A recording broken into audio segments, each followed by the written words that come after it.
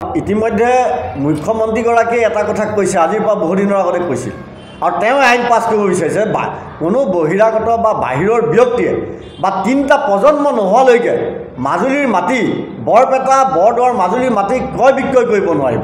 যদিহে মুখ্যমন্ত্ৰীগৰাকীৰ পত্নীয়ে যদি মাজুলীত যদি মাটি লৈছে, তেতিয়াহ'লে সেই ক্ষেত্ৰতো কিন্তু অসম চৰকাৰে কিন্তু যাৱতীয় ব্যৱস্থা গ্ৰহণ কৰাৰ দৰকাৰ আছে বা বিভাগীয় কৰ্তৃপক্ষই সেই ভূমিপট্টা প্ৰদান নকৰাত, ভূমিপট্টা কোনো কাৰণত যাতে প্ৰদান নকৰে এই সময়ছোৱাৰ ভিতৰত, সেই কথা কিন্তু বিভাগীয় কৰ্তৃপক্ষই কিন্তু চোৱা দৰকাৰ আছে। আৰু বিভাগীয় কৰ্তৃপক্ষক আমি আজি সংবাদমেল যোগেদি আহ্বান জনাইছোঁ, কাৰণ মুখ্যমন্ত্ৰীৰ পত্নীয়ে হওক বা বেলেগ কোনোবাই হওক যাতে ইয়াত মাজুলীৰ মাটি যাতে ক্ৰয় বিক্ৰয় কৰিব নোৱাৰিব। তিনিটা প্ৰজন্ম, মুখ্যমন্ত্ৰীগৰাকীয়ে নিজেই কৈছে, তিনিটা প্ৰজন্ম নোহোৱালৈকে কোনো মাটি ক্ৰয় বিক্ৰয় কৰিব নোৱাৰিব।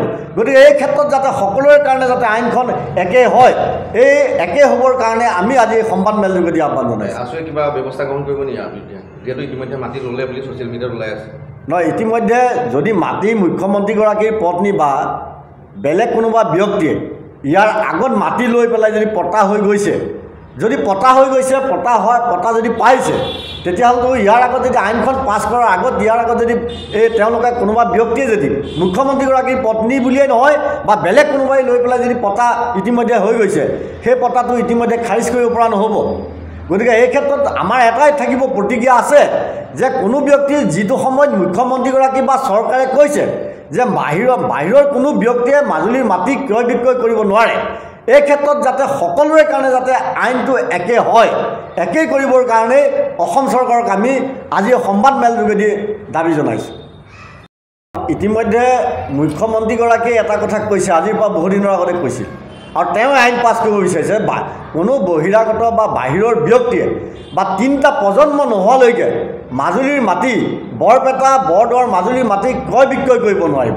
যদিহে মুখ্যমন্ত্ৰীগৰাকীৰ পত্নীয়ে যদি মাজুলীত যদি মাটি লৈছে, তেতিয়াহ'লে সেই ক্ষেত্ৰতো কিন্তু অসম চৰকাৰে কিন্তু যাৱতীয় ব্যৱস্থা গ্ৰহণ কৰাৰ দৰকাৰ আছে বা বিভাগীয় কৰ্তৃপক্ষই সেই ভূমিপট্টা প্ৰদান নকৰাত, ভূমিপট্টা কোনো কাৰণত যাতে প্ৰদান নকৰে এই সময়ছোৱাৰ ভিতৰত, সেই কথা কিন্তু বিভাগীয় কৰ্তৃপক্ষই কিন্তু চোৱা দৰকাৰ আছে। আৰু বিভাগীয় কৰ্তৃপক্ষক আমি আজি সংবাদমেল যোগেদি আহ্বান জনাইছোঁ, কাৰণ মুখ্যমন্ত্ৰীৰ পত্নীয়ে হওক বা বেলেগ কোনোবাই হওক যাতে ইয়াত মাজুলীৰ মাটি যাতে ক্ৰয় বিক্ৰয় কৰিব নোৱাৰিব।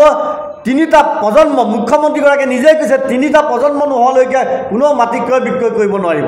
গতিকে এই ক্ষেত্ৰত যাতে সকলোৰে কাৰণে যাতে আইনখন একে হয়, এই একে হ'বৰ কাৰণে আমি আজি এই সংবাদমেল যোগেদি আহ্বান জনাইছোঁ। আছুৱে কিবা ব্যৱস্থা গ্ৰহণ কৰিব নেকি আপুনি? যিহেতু ইতিমধ্যে মাটি ল'লে বুলি ছ'চিয়েল মিডিয়াত ওলাই আছে। নহয়, ইতিমধ্যে যদি মাটি মুখ্যমন্ত্ৰীগৰাকীৰ পত্নী বা বেলেগ কোনোবা ব্যক্তিয়ে ইয়াৰ আগত মাটি লৈ পেলাই যদি পট্টা হৈ গৈছে,